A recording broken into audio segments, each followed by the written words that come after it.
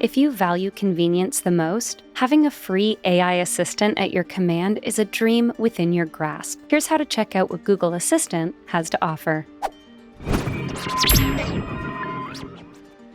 You can find a complete list of commands you can use from ok-google.io.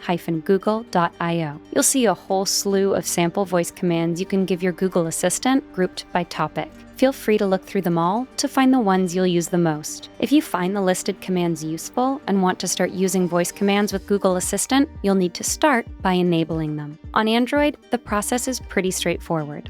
Open your Google app, then tap on your profile icon at the top right. Once the tab pops up, tap on Settings, then on Voice to open your voice settings. Tap on Voice Match, then toggle on Hey Google under this phone. You'll then be brought to a setup screen. Tap on Next, then read through and agree to the terms and conditions to proceed. From here, follow the on-screen prompts to finish setting up the feature.